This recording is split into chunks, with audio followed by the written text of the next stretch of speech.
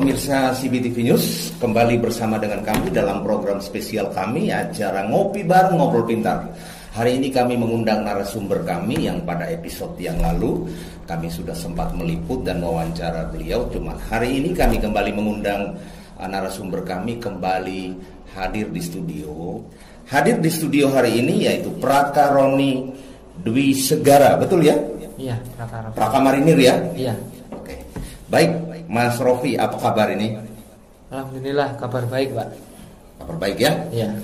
Hari ini terima kasih kami bisa mengundang kembali kedua kalinya ya. Iya, kedua kali ini. Kedua kali ya. Biar tidak penasaran pemirsa terkait tentang produk atau budidaya lebah madu yang sudah dihasilkan 2 minggu mampu menghasilkan 1 ton madu ya. Betul iya, ya? Betul. Jadi kembali saya coba mengulas secara singkat saja. Berangkat dari usaha ini membutuhkan modalnya berapa? Kalau masalah modal, saya tidak ada modal sama sekali. Cuma yang paling pertama, saya punya tekad niat untuk mencapai sukses. Mencapai sukses ya? Iya. Itu paling utama. Kunci yang pertama ya? Iya. Kemudian yang kedua? Yang kedua, gimana caranya saya pengen punya modal itu. Nah, dengan cara saya rombongan dulu bareng sama istri, hasilnya nanti minjem sama bank gitu. Wah, ini artinya sukses seorang suami didukung oleh seorang istri yang tangguh begitu ya? Iya, betul. Oke, terima kasih Mas Rofi.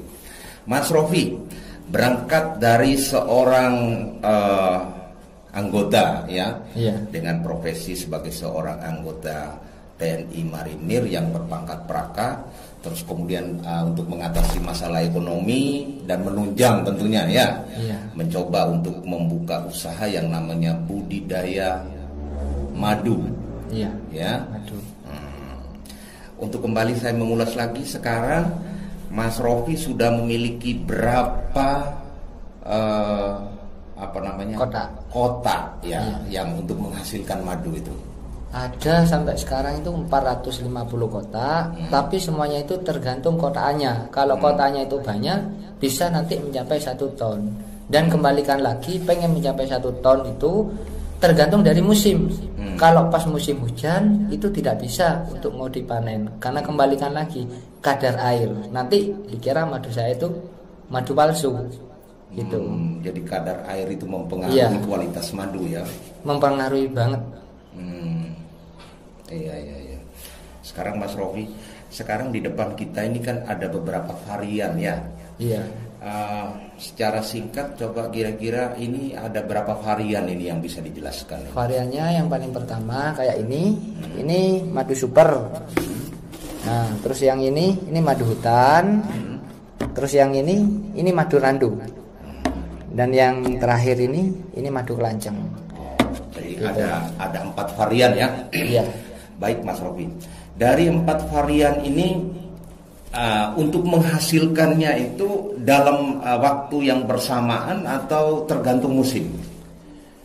Waktunya itu tidak bersamaan dan tergantung musim. Apalagi kalau madu randu itu juga sama, mencari bunga, ya bunganya randu, bukan dikasih makan kayak gula gitu. Nah itu dikasih nama madunya kuantitas bukan kualitas. Itu paling pertama. Gitu yang perlu kita ketahui. Jadi tidak bersamaan, yang penting tergantung dengan musim bunga ya, musim bunga ya, gitu ya. Betul. Jadi varian ini akan dihasilkan sesuai musim bunga apa sekarang begitu ya? Betul.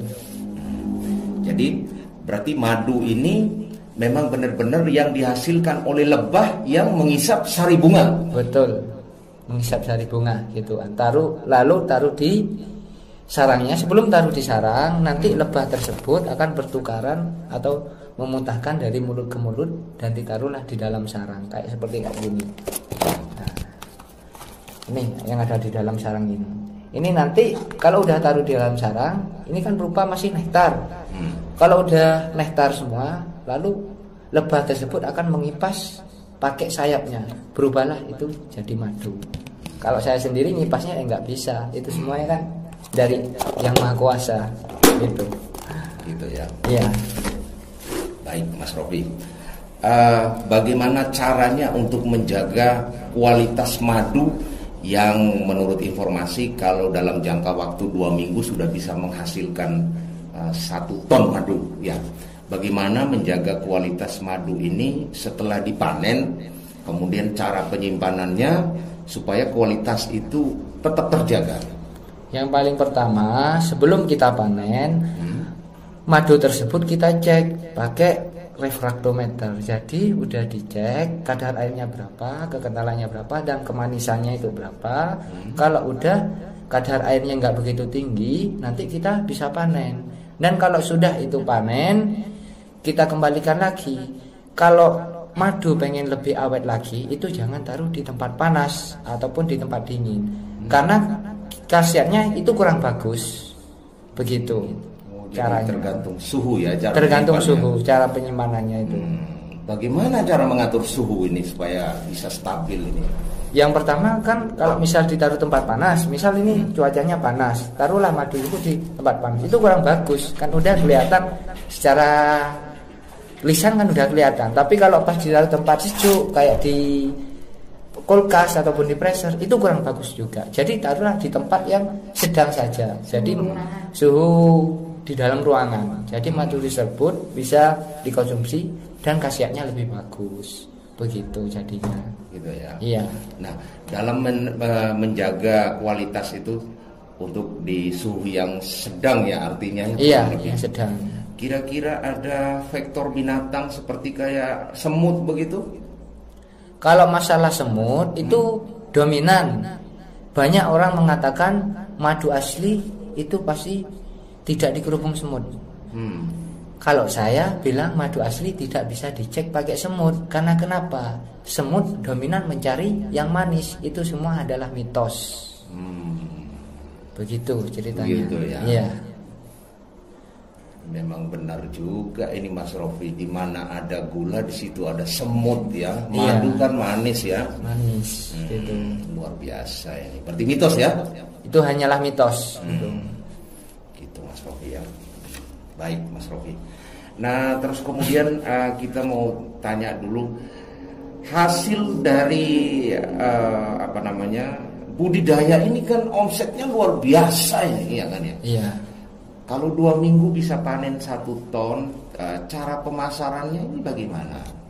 Ya paling pertama ya cara pemasarannya satu, kita harus melalui dari instansi kayak berupa instansi itu pabrik, perkantoran, pokoknya yang di dalam satu lingkup ruang kerjaan itu, iya itu banyak orang. Nah disitulah nanti akan orang beli satu persatu.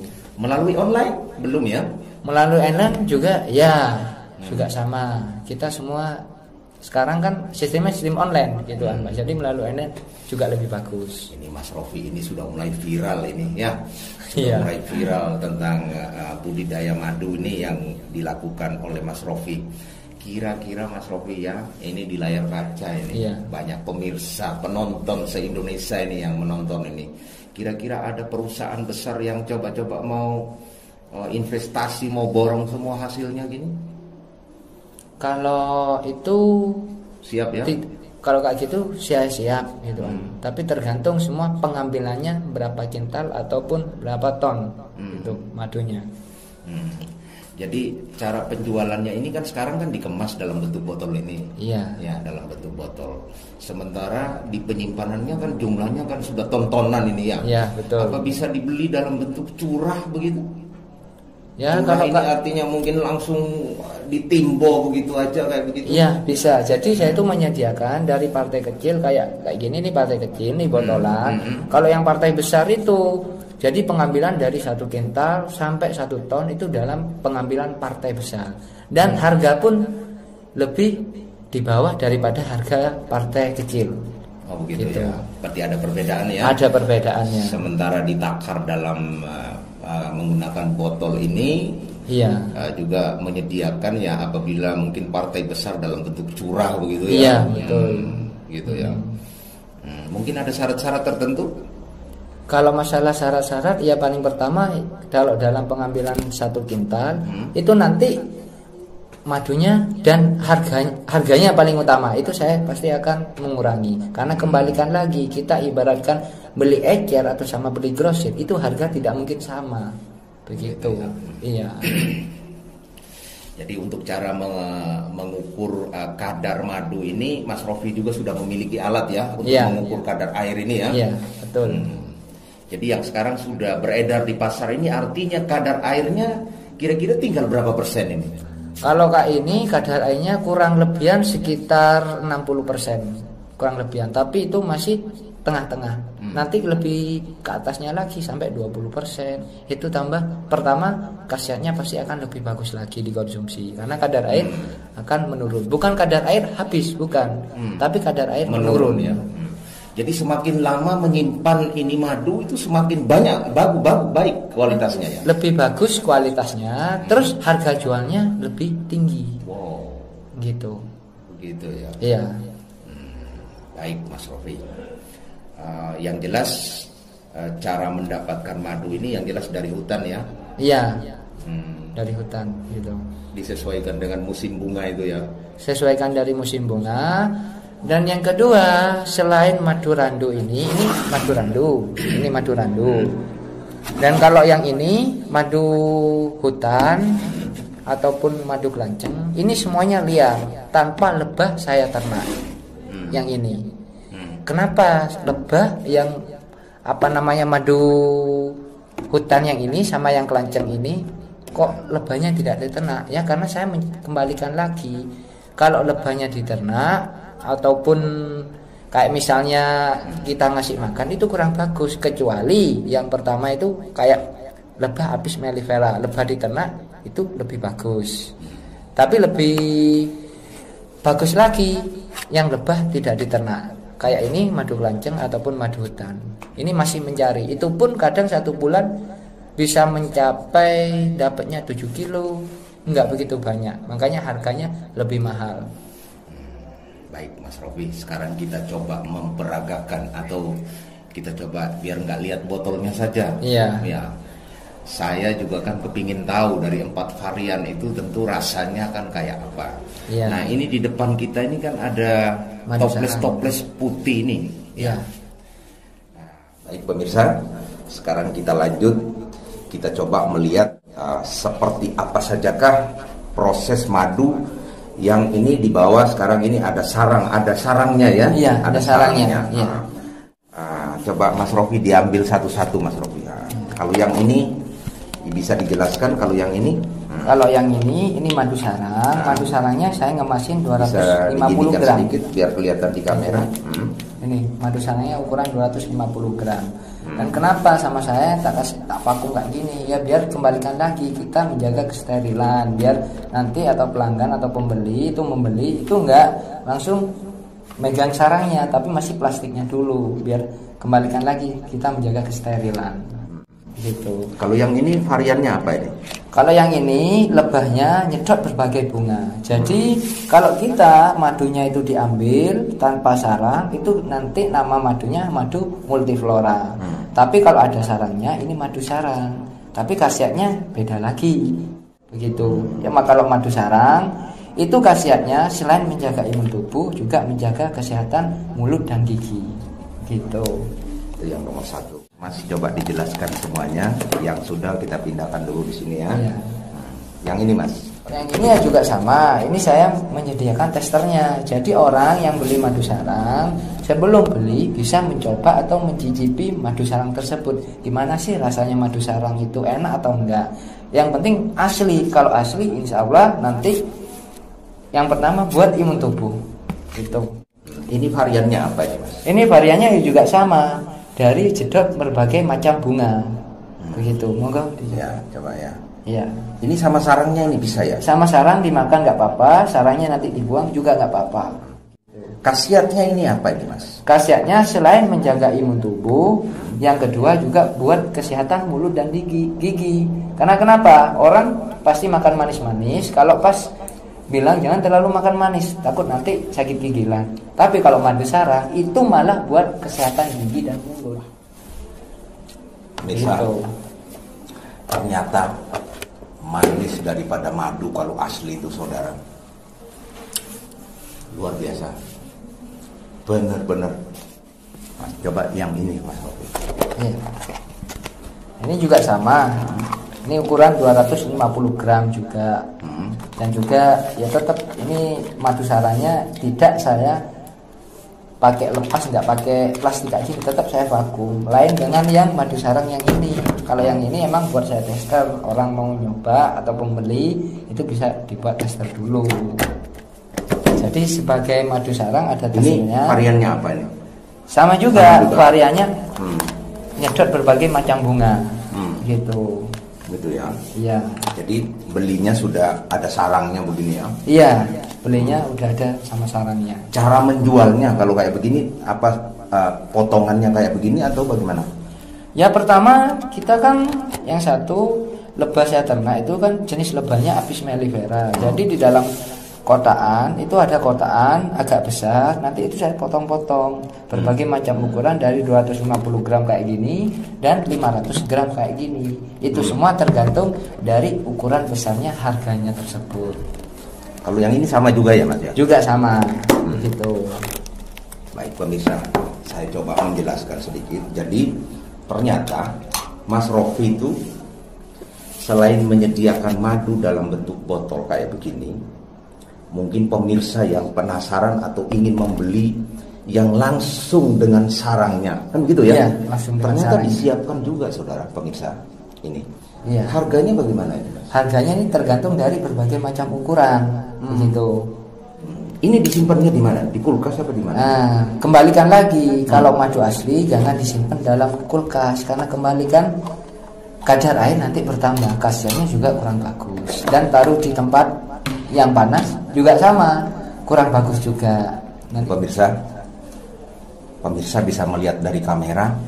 Jadi selain menjual madu dari hasil ternaknya budidaya, selain dalam bentuk curah yang sudah ditaruh di botol, ternyata Mas Rofi juga menjual madu yang masih ada sarang lebahnya.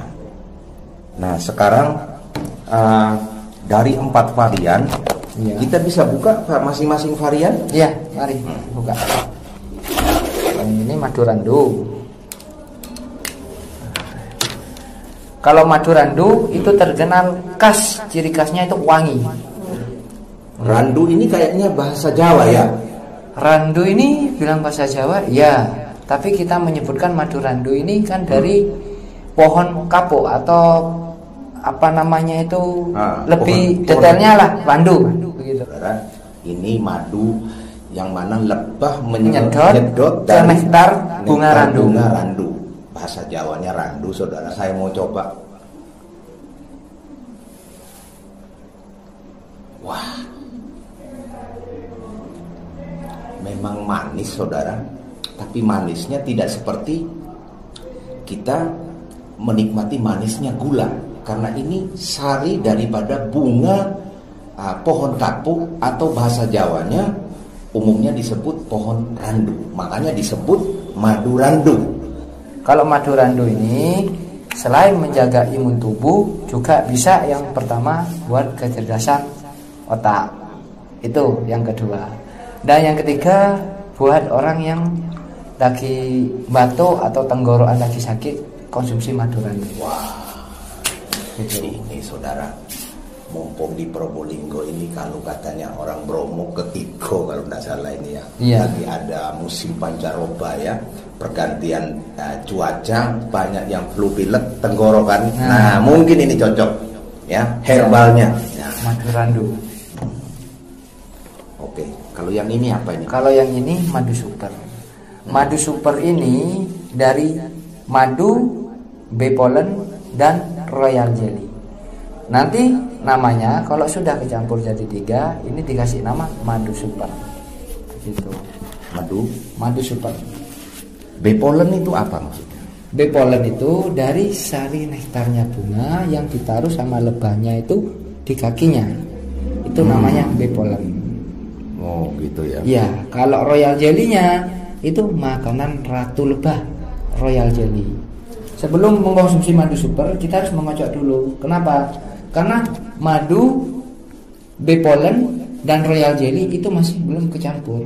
Nanti kalau konsumsinya harus dikocok dahulu, biar nanti kecampur madu, royal jelly, dan bee pollen.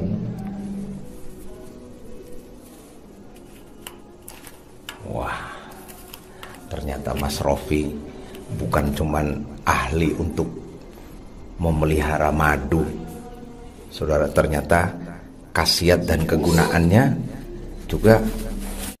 Saya coba merasakan ini ya, saudara. Ini kira-kira khasiatnya untuk apa ini? Khasiatnya paling utama tetap imun tubuh, itu pun madunya yang penting asli. Dan yang kedua juga buat orang kesuburan wanita dan juga buat pria. Jadi orang yang masih belum punya momongan bisa konsumsi madu super. Ini kayaknya ada serat-seratnya ya? Iya, betul. Kenapa Karena itu, Mas? itu dari bee pollennya. Oh. Dan rasa pun bilang kayak enak, kayak apa namanya, ada seratnya. Yang bikin enak itu ada royal jelly-nya. Makanya royal jelly itu lebih mahal dari madu dan juga bee pollen. Kalau yang ini kayaknya randu juga, bukan ya? Bukan, kalau yang ini madu hutan. Madu hutan. Kenapa kok disebut madu hutan itu? Karena lebah tidak diternak dan jenis lebahnya itu ada 2 macam. Oh. Lebah jenis cerana dan juga lebah jenis dorsata. Jadi ini masih mencari di hutan-hutan. Makanya dikasih nama madu hutan. Itu. Kalau yang ini khasiatnya yang tersendiri apa nih? Kalau ini khasiatnya madu hutan, selain juga buat imun tubuh, juga buat menyembuhkan kayak luka bakar. Terus juga paling utama bisa buat obat tetes mata. Wow. Jadi punya penyakit atau punya mata minus bisa diobati tetes mata. Agak kecut-kecut sedikit. Iya, kalau madu hutan emang itu yang madu hutan jenis cerana, lebah yang cerana itu kecut sama manis. Tapi kalau yang lebah jenisnya dorsata itu kebanyakan rasanya kecut, tapi tidak sama seperti kayak kelanceng. Asam manis ini rasanya. Iya, asam manis. Nano-nano. Iya, nano-nano. Nah, kalau yang ini kok kayak uli nih, hitam-hitam kayak kecap ini. Ya. Ini madu apa ini? Madu kelanceng, jenis lebahnya Levisep. Nah, kenapa kok namanya kelanceng ini? Ya emang asal mulanya dari pertamanya itu emang lebahnya namanya kelanceng. Begitu. Tapi kelanceng ada banyak. Selain kelanceng Levisep, Trigona dan juga Itama. Tapi juga banyak lagi jenis kelanceng. Khasiatnya mungkin ada tersendiri. Ya, khasiatnya selain menjaga imun tubuh, juga yang paling utama buat pria dewasa. Wow, bapak-bapak ini. Iya. Om-om yang kurang percaya diri. Nah, wow. Gitu. Ternyata saudara yang kurang percaya diri, ya, minum madu kelanceng. Ada stoknya ini, Mas? Banyak stoknya gitu. Tapi itu pun terbatas stoknya. Paling banyak sampai 5 kilo. Wah, banyak. Rasanya kayak ada alkoholnya sedikit begitu, agak keras ini. Emang agak keras. Kalau madu kelanceng Levisep. Begitu. Baik. Kita duduk lagi. Setelah kita mendapat penjelasan tadi dari Mas Rofi dengan 4 varian madu dari hasil budidayanya, ternyata saudara, setiap varian madu itu memang rasanya memang beda. Jadi rasa daripada madu itu tergantung dari di mana lebah itu mengisap sari bunga daripada pohon yang dimaksud, begitu ya. Betul. Nah itu seperti itu. Nah sekarang Mas Rofi, tadi kan kita sudah rasakan tadi rasa dari 4 varian itu. Selain kita bicara tadi mungkin ada penjualan dalam bentuk curah, jumlahnya besar, ya. Botol besar. Nah ini di depan kita ini kan sudah ada botol ini ya. Iya. Iya. Kalau kayak begini Mas Rofi, iya. Berapa ini harganya kayak begini? Saya kayak gini per botolnya saya jual 120 ukuran 600 ml. Dan kalau yang ini ukuran 460 mili, ini saya jualnya 100. Itu yang partai kecil. Sedangkan yang partai besar nanti dalam pengambilan berapa kintal ataupun berapa kilo, itu nanti harganya lebih beda lagi. Ini yang kayak kecap ini, madu apa tadi, kelanceng ya? Ya, kalau ini madu kelanceng trigona, bukan yang Levisep, yang trigona. Trigona ini sama kelanceng Levisep itu tidak sama. Kalau yang kelanceng trigona ini hitam polos, nggak ada coklatnya sama sekali. Tapi kalau kelanceng Levisep, nah ini hitam agak kecoklatan. Ini ada perbedaannya antara kelanceng Levisep sama yang trigona. Harganya berapa ini kayak begini? Harganya kalau yang 600 mili ini saya jual 170 juga. Sama dengan kayak kelanceng Levisep. Gitu ya. Iya. Terus yang sana, yang sebelah itu. Ini juga sama. Ini kelanceng Levisep. Nah, ini saya mau, cuma warnanya tidak sama ya? Iya. Ini saya akan menjelaskan kenapa madu kelanceng ataupun madu apa saja kok warnanya ini sampai 2 macam. Mungkin orang awam itu pasti nggak tahu, nanti dikira ini madunya palsu. Saya akan menjelaskan kalau madu asli itu ini serbuknya di atas, madunya ini di bawah, itu masih tetap madu asli. Apa ini kok bilang serbuk? Ini campuran dari bee pollen dan royal jelly. Tapi itu pun bukan bahan kimia, tapi asli dari bunga, lebah dalam menyedot nektar bunganya.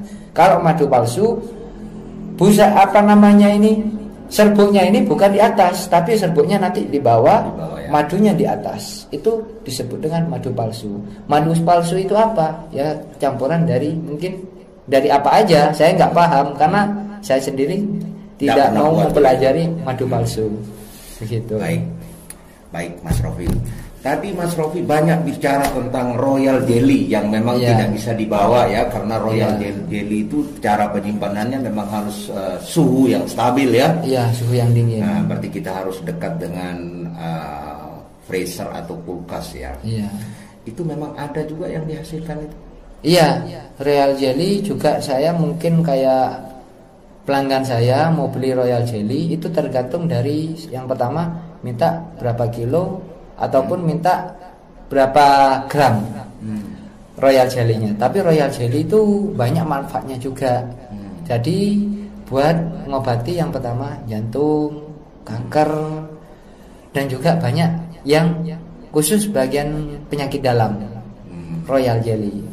Sekarang biar pemirsa juga tidak penasaran.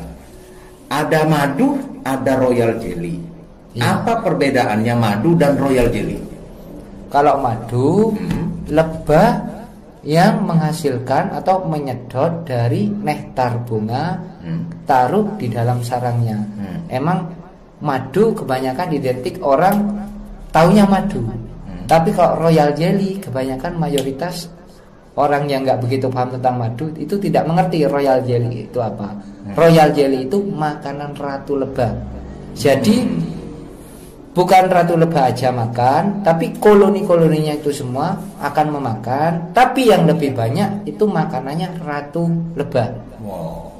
Royal jelly itu harganya mahal, dan itu pun cara pengambilannya itu nggak segampang kayak kita menyaring madu. Tapi royal jelly itu dalam pengambilannya itu masih ngambil satu persatu, itu pun sedikit demi sedikit ngambilnya. Jadi cuma menghasilkan paling banyak kadang 1 kilo, kadang 1,5 kilo dalam 450 kotak saya itu. Wow, 450 kotak dengan 450 ratu jutaan koloni. Iya.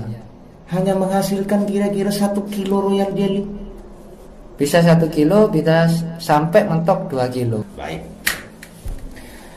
Mas Rofi, waktu kita terbatas, tapi mungkin kita bisa menyediakan nomor-nomor ya, nomor-nomor telepon sehingga nanti konsumen atau para pelanggan ini bisa berkonsultasi langsung dengan Mas Rofi. Selain berkonsultasi juga bisa melayani pembelian ya atau penjualan kan begitu. Kira-kira Mas Rofi, nomor berapa yang bisa kita siapkan untuk pemirsa? Yang nomor yang bisa saya dihubungi, nomor WA ataupun nomor telepon 081 336 312 050. Saya ulangi lagi, nomor WA ataupun nomor telepon 081 336 312 050. Ini mungkin pemirsa mungkin ada yang penasaran karena Mas Rofi ini kan seorang anggota TNI aktif ini, iya, ya, dengan pangkat Prakamarinir. Iya, betul. Nah, terus gimana caranya? Sedangkan Mas Rofi masih dinas, apa namanya masih tetap melayani penjualan? Saya dinas emang saya utamakan, itu karena pekerjaan saya dari yang pertama, dan usaha saya juga sama, saya utamakan juga. Tapi itu semua tidak bisa saya untuk menjual ke konsumen ataupun pembeli datang ke saya untuk saya nganterin, tidak bisa. Saya harus butuh juga anak buah. Nah, disitulah jadi masih bisa dibantu oleh seorang istri ini ya. Dan juga paling utama dibantu dengan istri dalam pemesanan partai kecil ataupun partai besar. Tuh, saudara. Jadi memang kerjasama antara suami dan istri, ada kekompakan yang luar biasa. Artinya sebuah kesuksesan keluarga dari seorang suami didukung oleh seorang istri yang tangguh pula.